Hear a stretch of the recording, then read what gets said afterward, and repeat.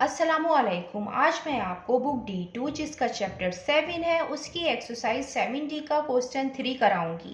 Question 3 read करते हैं। For each of the following equations state the two variables which are inversely proportional to each other and explain your answer. Question में हमें equations given है और हमें ये बताना है कि इसमें जो दोनों वेरिएबल हैं वो इनवर्सली प्रोपोर्शनल है, उनका जो रिलेशन है वो इन्वर्सली प्रोपोर्शनल है। और ये किस तरीके से इन्वर्सली प्रोपोर्शनल होंगे? अगर इन दोनों का जो प्रोडक्ट है वो कांस्टेंट के इक्वल आता है तो मीन्स कि दोनों का जो रिलेशन है वो इन्वर्सली प्रोपोर्शनल है। फॉर एग्जांपल वेरिएबल ए है और वेरिएबल बी है, हम इन दोनों का प्रोडक्ट लेंगे और अगर इन दोनों का प्रोडक्ट के कांस्टेंट के इक्वल आता है तो मीन्स कि ये दोनों वेरिएबल आपस में इन्वर्सली प्रोपोर्शनल है। के इज अ कांस्टेंट। हम इसको यहाँ पे इसी तरीके से सॉल्व करेंगे। इन दोनों का प्रोडक्ट लेंगे। यहाँ पे y is equal to 3/x², ये इसका पार्ट ए है। यहाँ पे x² डिवीजन की फॉर्म में है, जब ये दूसरी साइड पे जाएगा तो मल्टीप्लिकेशन की फॉर्म में आएगा, तो y into x² is equal to 3। अब इन दोनों की जो प्रोडक्ट है वो 3 कांस्टेंट के इक्वल आई है। 3 इज अ कांस्टेंट। मीन्स यहाँ पे जो y और x² है इनका जो रिलेशन है वो इन्वर्सली प्रोपोर्शनल है। So y and x² are inversely proportional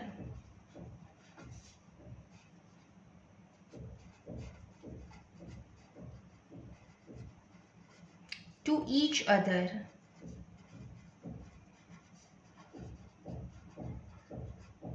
हम यहाँ इस तरीके से भी लिख सकते हैं, जो y है ये इन्वर्सली प्रोपोर्शनल है x² के, तो therefore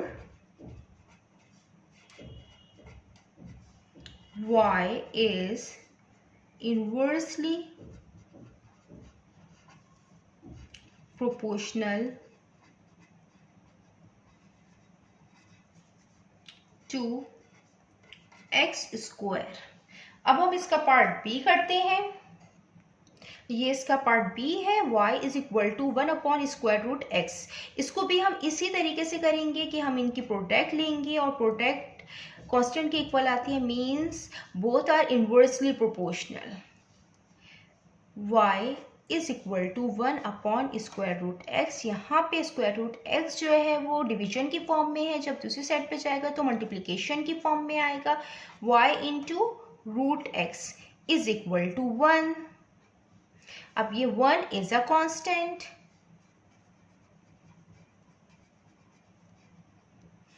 so y and √x are inversely proportional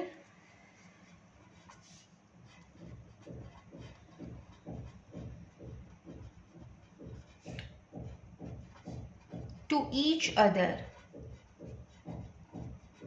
Therefore,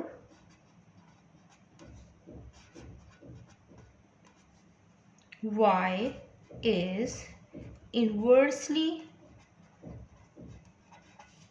proportional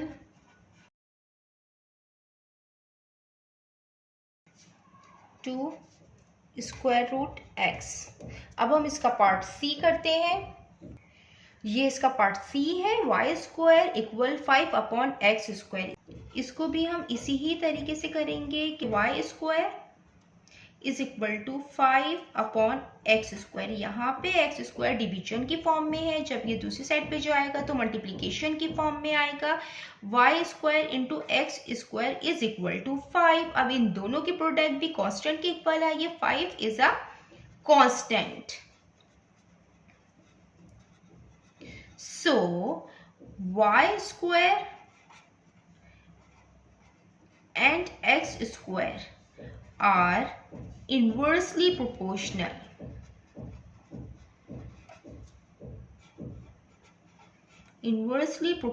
to each other.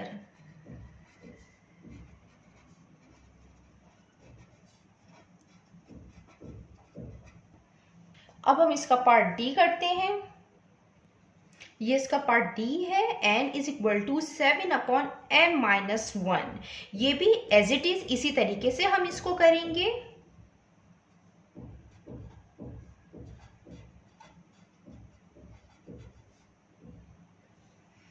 n is equal to 7/m-1।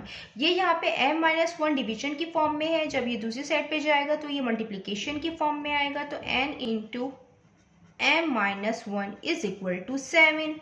7 is a constant. So n and m-1 are inversely proportional.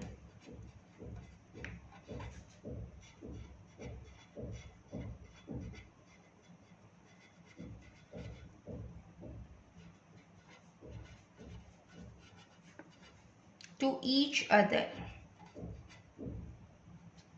अब हम इसका part ई करते हैं।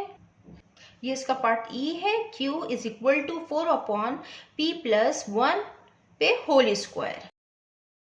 इसको करेंगे, ये सेम इसी तरीके से होगा। Q इज इक्वल टू, ये हमें इक्वेशन गिवन है, p+1 पे होल स्क्वायर। यहाँ पे p+1 होल स्क्वायर ये डिवीजन की फॉर्म में है, जब ये दूसरी साइड पे जाएगा तो ये मल्टीप्लिकेशन की फॉर्म में आएगा। Q इंटू p+1 पे whole square is equal to 4। 4 is a constant.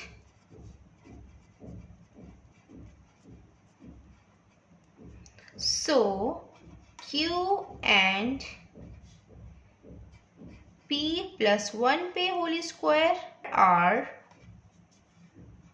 inversely proportional